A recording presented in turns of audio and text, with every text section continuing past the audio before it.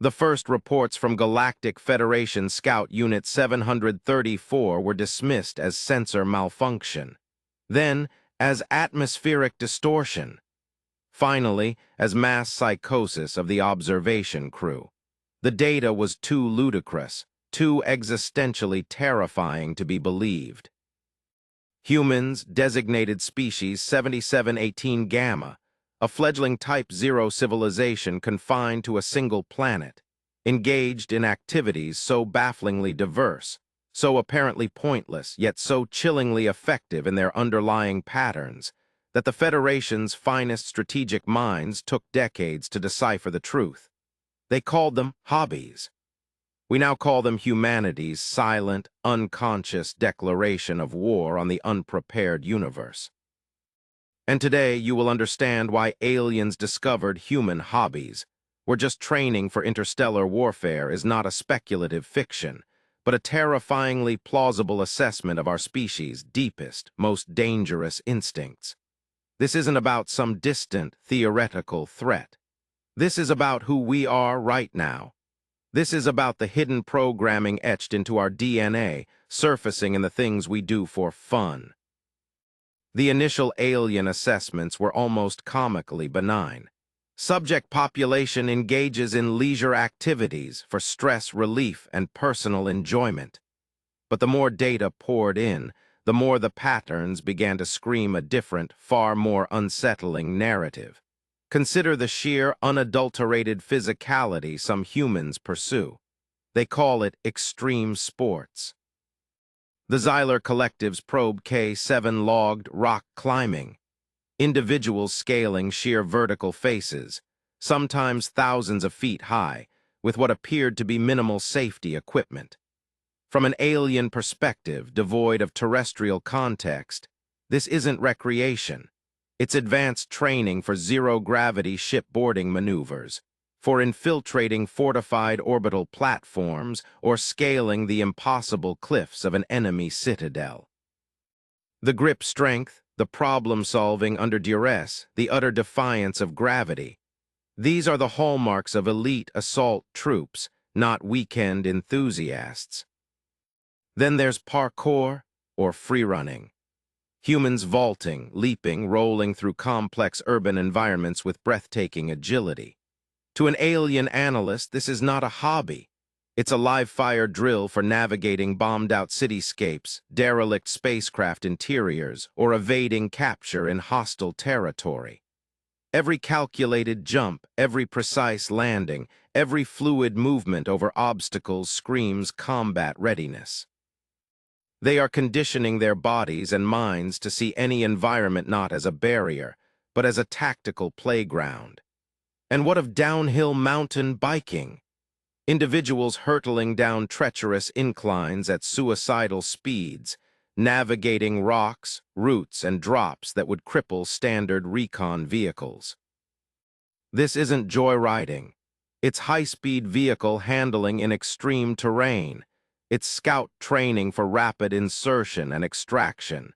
It's conditioning for G-forces and split-second decision-making that would serve a fighter pilot well. The brutal truth, as it dawned on the alien observers, was that millions of humans willingly subject themselves to physical stresses and dangers equivalent to, or even exceeding, standard military training regimes across the galaxy, and they do it voluntarily. They pay for the privilege. They seek it out. They compete to be the best at it. This isn't about blowing off steam. This is an ingrained, species-wide physical enhancement program, an unconscious drive to forge bodies into weapons. And the direct combat simulations, they call them martial arts. From the brutal efficiency of mixed martial arts, where every limb becomes a weapon and every engagement is a life-or-death struggle, to the focused discipline of karate, the strategic bladework of fencing, or the raw power of boxing. Alien analysts, reviewing footage of human martial arts competitions, were aghast. They simulate lethal combat with such ferocity, one report read, that their sporting injuries would sideline a Cathar shock trooper for weeks, yet they return more skilled, more resilient. This isn't just self-defense. It's the relentless perfection of hand-to-hand combat, the cultivation of pain tolerance, aggression, and an unyielding warrior spirit. Each dojo, each gym, is a crucible forging individual combatants of terrifying potential. Parallel to this, consider the global obsession with weightlifting and CrossFit. Humans systematically break down and rebuild their muscle fibers, pushing their bodies to lift incredible loads, to endure grueling metabolic conditioning. The aliens saw individuals capable of feats of strength and endurance that would qualify them for heavy weapons squads or rapid deployment pioneer units in any advanced military. Their pursuit of physical fitness, noted a perplexed Betelgeusian sociologist, borders on a species-wide eugenics program designed to maximize combat effectiveness. They are not merely staying healthy, they are sculpting themselves into biological war machines. And then there's the hunters, the marksmen, humans who spend countless hours perfecting the art of the kill, tracking prey, understanding windage and ballistics, achieving pinpoint accuracy with projectile weapons over vast distances. They call it sport. Alien tactical analysts call it sniper training. They call it assassin conditioning. Competitive shooting disciplines like IDPA or IPSC, where participants navigate complex courses, engaging multiple targets under time pressure, with reloads and tactical movement. This is indistinguishable from advanced close-quarters battle drills. The muscle memory, the situational awareness, the calm under pressure, these are not the traits of peaceful civilians. The brutal, undeniable truth, when viewed from an extraterrestrial perspective, is that a significant portion of humanity is engaged in relentless, self-motivated physical combat training. They are hunting their bodies into instruments of war, mastering skills that would make them formidable adversaries on any battlefield. There is no central command, no overarching directive. It's an emergent property of the human spirit, a relentless drive to push physical boundaries, to conquer challenge, to be strong. This isn't weakness being coddled. It's weakness being systematically hunted down and annihilated within the individual, one hobby at a time. It's the cultivation of an unstoppable physical force, ready for a call that has not yet come. But interstellar warfare isn't just about physical prowess. It's about strategy, logistics, intelligence, and the will to dominate. And here the alien observers found humanity's intellectual hobbies even more disturbing. Take chess or Go. Simple boards, abstract pieces, yet these are not mere games. They are sophisticated strategic simulators. Chess, with its hierarchical pieces and focus on decisive confrontation, trains the mind in battlefield tactics, in sacrificing assets for positional advantage, in anticipating an opponent's moves multiple steps ahead. Go, with its emphasis on territory control, influence, and complex pattern recognition, is a primer in grand strategy, in resource management on a planetary or even system-wide scale. Millions of humans dedicate thousands of hours to mastering these games, sharpening their strategic acumen to a razor's edge. The alien report stated, their most celebrated grandmasters exhibit cognitive processing capabilities in strategic domains that rival our most advanced battle AI. And then there are the video games. The sheer scale and complexity of human gaming sent shockwaves through the Galactic Federation's strategic command. Titles like StarCraft or EVE Online are not games. They are interactive fleet command and interstellar empire management simulations. Players control vast armies, manage complex economies, develop technological advancements, and engage in ruthless multi-front wars involving thousands, sometimes millions, of other human minds in real time.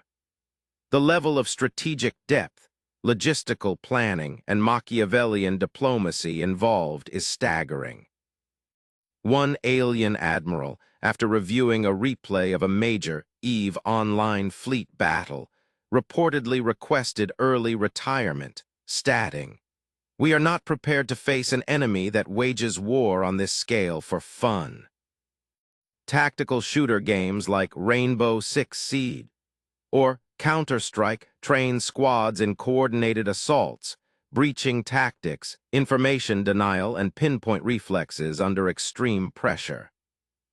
Role-playing games, both digital and tabletop, immerse participants in complex narratives, forcing them to make difficult ethical choices, manage resources, build alliances, and overcome overwhelming odds, often in meticulously crafted science fiction or fantasy settings that bear uncanny resemblances to potential real-world interstellar scenarios. Their dungeon masters and game masters are, in effect, training a generation in asymmetrical warfare, in creative problem-solving, and in operating within diverse team compositions. And what of tabletop wargaming? Humans painstakingly collect, paint, and deploy miniature armies, then wage battles governed by incredibly complex rule sets simulating everything from morale and supply lines to weapon effectiveness and terrain modifiers. They are literally refighting historical battles and simulating future ones, learning the fundamental principles of warfare in a tangible, engaging way. This isn't just a hobby. It's a military academy run by its own students. The rise of coding and hacking as widespread hobbies presented another layer of concern to alien intelligence. Young humans, often self-taught, delve into the intricate logic of computer systems, learning to build, dismantle, and subvert complex digital infrastructures. From an alien perspective, this is a planet-wide cyber warfare training program. Each capture the flag competition, each piece of open-source code, each exploration of system vulnerabilities contributes to a collective understanding of digital combat, of system infiltration, counterintelligence, and potentially the control of automated drone armies or networked planetary defenses. Even seemingly innocuous engineering hobbies like amateur rocketry or robotics clubs took on a sinister connotation. Humans are teaching themselves the principles of propulsion, guidance systems, materials science, and autonomous vehicle design. They are, in essence, one worried alien engineer noted, democratizing the knowledge required for WMD delivery systems and advanced reconnaissance platforms. Their science fairs resemble early-stage weapons development programs. The brutal truth here is that human minds, through these hobbies, are being relentlessly conditioned for strategic thought, tactical execution, and technological supremacy. They are training themselves to command fleets, to manage empires, to break enemy systems, and to innovate new weapons. They do this with a passion and dedication that most species reserve only for actual existential conflicts. This isn't just about passing the time. It's about an insatiable hunger to understand, to control, and to dominate complex systems. It's the forging of an intellectual arsenal, an unstoppable mind, capable of outthinking, outmaneuvering, and outinnovating any potential foe. Beyond the direct combatants and the strategic masterminds, successful interstellar warfare requires immense logistical capabilities, resilience in hostile environments, and the ability to adapt and overcome unforeseen challenges. And it is in this domain that perhaps the most surprising human hobbies reveal their martial utility. Consider gardening and small-scale farming. To the casual observer, it's about growing food or flowers. To the Krell hegemony's xenolinguistics first contact division, tasked with understanding planetary resource exploitation, this was rudimentary terraforming practice. Humans who coax life from varied, Sometimes difficult, soils are learning the fundamental principles of establishing self-sustaining outposts on alien worlds. They understand soil composition, pest control, hydroponics, and the delicate balance of ecosystems, knowledge invaluable for long-duration campaigns or colonial efforts on planets with marginal biospheres. Their allotment gardens, a report noted, could be seen as distributed research labs for xenobotanical adaptation. Then there are the survivalists and bushcrafters. These individuals deliberately place themselves in wilderness environments, learning to find food and water, build shelter, navigate by natural means, and survive with minimal equipment. This isn't a weekend camping trip. This is escape and evasion training. This is scout reconnaissance conditioning for operating deep behind enemy lines, for surviving on hostile planets after a crash landing, or for enduring long periods of isolation with scarce resources. The mental fortitude, the practical skills, the sheer adaptability honed by these pursuits are precisely what special operations forces across the galaxy strive to instill in their operatives. The DIY and maker culture, a global phenomenon, is another area that deeply unsettled alien analysts. Humans, with an almost obsessive drive, are teaching themselves to repair, modify, and create complex machinery and electronics. They share blueprints online, troubleshoot problems in collaborative forums, and constantly experiment with new materials and techniques. They are, in effect, warned a Skrallian quartermaster, creating a decentralized, planetary-scale corps of combat engineers and technicians. In any sustained conflict, their ability to repair damaged equipment in the field, to improvise solutions from scavenged parts, or even to reverse engineer and improve captured enemy technology, would give them a decisive logistical advantage. Their 3D printers are not for trinkets.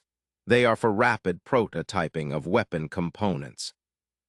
Their workshops are not for hobbies. They are for battlefield innovation. Consider the endurance athletes, the ultramarathon runners, the Ironman triathletes.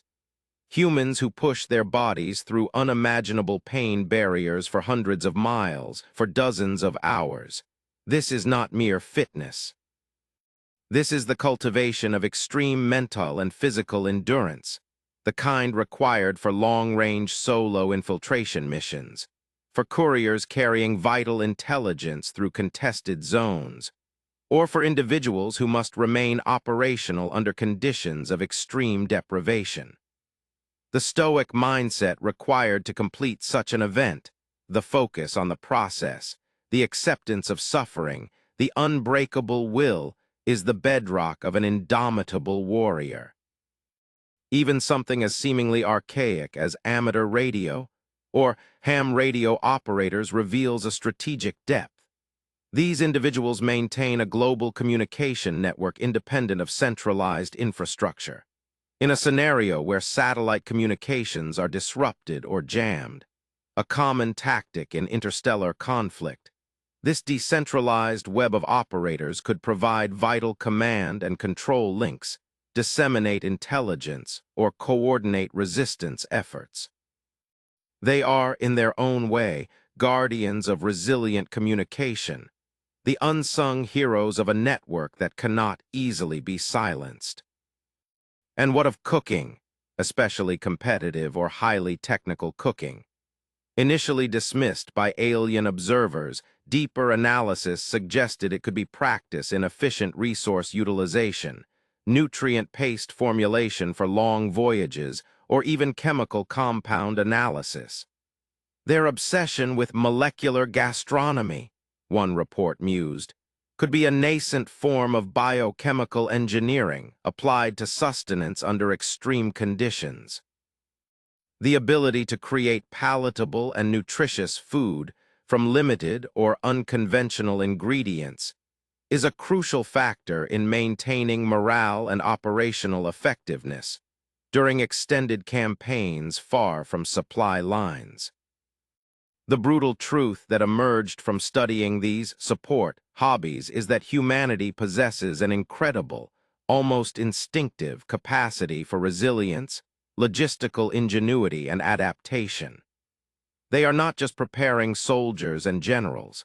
They are unconsciously training the quartermasters, the engineers, the medics, the scouts, and the survivors necessary to sustain a galactic war effort. Their entire civilization, through these seemingly peaceful pursuits, is a testament to their ability to thrive and innovate under pressure, to make the most of scarce resources, and to endure hardships that would shatter other species. This is the quiet, unglamorous, but utterly essential backbone of any unstoppable war machine. Perhaps the most insidious and terrifying aspect of human hobbies, from an alien perspective, is their unconscious mastery of psychological warfare and information control. This isn't about brute force or clever tactics. It's about shaping beliefs, controlling narratives, and breaking an enemy's will to fight before the first shot is even fired. Look at creative writing and storytelling, particularly in the genres of science fiction and fantasy. Humans are constantly creating epic narratives of conquest, of alien invasion, of heroic last stands against overwhelming odds, of complex galactic empires and moral ambiguities. Are these mere fictions? A concerned Zorgonian psych strategist queried. Or are they psychological rehearsals? Are they, as a species, pre-acclimatizing themselves to the concepts of interstellar war, alien contact, and species-level existential threats? Their world-building is, in effect, the creation of countless strategic and cultural templates for future interactions, both hostile and allied. Their stories shape their perceptions, inspire their troops, fellow humans, and subtly demonize potential enemies or lionize certain archetypes of courage, sacrifice, and defiance. This is narrative warfare, waged in the minds of billions. Debate clubs and public speaking societies, common in their educational institutions and communities, are not just about rhetoric. They are training grounds for persuasion, for demoralizing opponents with logic and emotional appeals, for rallying allies to a cause, and for articulating complex ideas with clarity and force. The skills honed here are directly transferable to diplomatic negotiations, propaganda dissemination, and wartime leadership. And then there is the phenomenon of social media influence and meme culture. This, to the alien analysts, was perhaps the most potent and least understood form of human psychological operation. Information, misinformation, and emotionally charged symbols, memes, spread across their planetary networks at near light speed, shaping public opinion, creating powerful in-groups and out-groups, and even mobilizing collective action. They have harnessed a form of mimetic warfare, stated a classified Federation report, that allows for the rapid, decentralized manipulation of cultural and political landscapes on a scale we have never witnessed. A single, well-crafted meme can achieve more psychological impact than a fleet of propaganda ships. The ability to control the narrative, to go viral, is a superpower in the information age, and humans practice it daily for entertainment. Even music and art, especially forms that are provocative, rebellious, or nationalistic, play a role. They shape cultural consciousness, instill specific values, evoke powerful emotions, and can be used to build solidarity or incite action.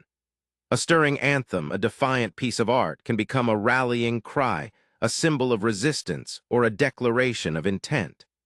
Humans instinctively understand the power of art to move hearts and minds, a power that can be easily weaponized. The brutal truth revealed by these hobbies is that humans are natural-born masters of psychological manipulation and narrative control. They are constantly practicing the arts of persuasion, influence, and ideological warfare, often without even realizing the martial implications of their activities. They are hunting the tools to win hearts and minds, or to shatter an enemy's morale, long before any physical confrontation begins. This capacity for mimetic and narrative dominance makes them an opponent whose true strength lies not just in their physical or technological capabilities, but in their ability to define reality itself. So picture the scene in the Galactic Federation High Command. The data streams in, painting a picture of species 7718 Gamma, a species where millions engage in voluntary high-intensity physical combat training they call sports. A species where countless minds are sharpened daily on complex strategic simulators they call games. A species that hones its resilience, logistical acumen, and adaptability through DIY projects and survivalism. A species that masters psychological warfare and narrative control through storytelling and social media. The alien realization is dawning, stark, and terrifying. This isn't a random collection of leisure activities. This is a distributed, unconscious, species-wide training regimen for total interstellar war. There is no central coordinating intelligence, no grand plan issued from a hidden human war council. Instead, it's something far more profound, far more unnerving. It's an emergent property of what it means to be human. A deep-seated instinct to explore, to compete, to build, to overcome, to master. An inherent restlessness that drives them to constantly push their limits, both physical and mental. From the alien perspective, humanity is a sleeper agent, a species that doesn't even consciously recognize its own terrifying potential. Their entire civilization is a subtle, pervasive war academy, its curriculum hidden in plain sight, disguised as fun, relaxation, or personal growth.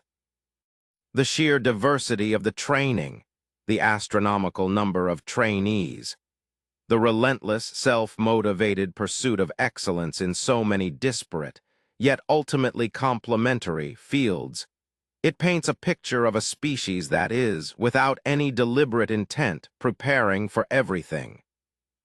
What does this mean for us, for humans? Are we unknowingly the galaxy's most formidable warriors in waiting? Perhaps. But more importantly, it reveals something fundamental about our nature. We are creatures of action, of striving. Our hobbies are not mere distractions.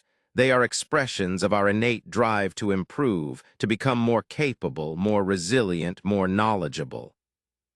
This is the Stoic ideal in action, focusing on what we can control, our skills, our discipline, our mindset, regardless of the external circumstances, even if those circumstances are a hypothetical interstellar conflict. We are building our internal citadel, one hobby at a time. The brutal truth for any alien civilization encountering humanity is this: they are not facing a species that will be easily cowed, easily outmaneuvered, or easily broken. They are facing a species that has been unconsciously training for conflict, for survival, for dominance in every conceivable domain, for its entire existence, simply by pursuing its passions. They are facing a species where every citizen is a potential specialist, every garage a potential R&D lab, every gaming session a strategy seminar. Therefore, the call to action isn't to enlist in some imaginary space fleet. It's to recognize the profound power already latent within you, within the things you do for passion and interest. Don't just see your rock climbing as a weekend thrill. See it as forging an indomitable will and a powerful physique. Don't just see your chess game as a mental exercise. Recognize it as sharpening your strategic mind to a razor's edge. Don't just see your coding project as a technical challenge. Understand it as mastering the building blocks of future realities. Embrace this training. Push your limits not out of fear, but out of that innate human drive to be more. Whatever your hobby, pursue it with the dedication of a warrior hunting their craft. Because whether the battlefield is the cold expanse of interstellar space, the competitive arena of modern life, or the internal landscape of your own mind, the principles are the same. Discipline, resilience, continuous improvement, and an unyielding spirit. The aliens may have discovered that human hobbies were just training for interstellar warfare. But what we should discover is that these pursuits are training us for life itself in its fullest, most challenging, and most rewarding sense. We are a species that prepares. We are a species that adapts. We are a species that, when tested, will reveal a depth of capability that will shock not just the universe, but perhaps even ourselves. The training is constant. The warrior spirit is alive, not in barracks or on parade grounds, but in our garages, on our playing fields, across our screens, and deep within our restless, striving hearts. Go forth and continue your training. The universe, whether it knows it or not, is watching. And humanity is and always has been getting ready.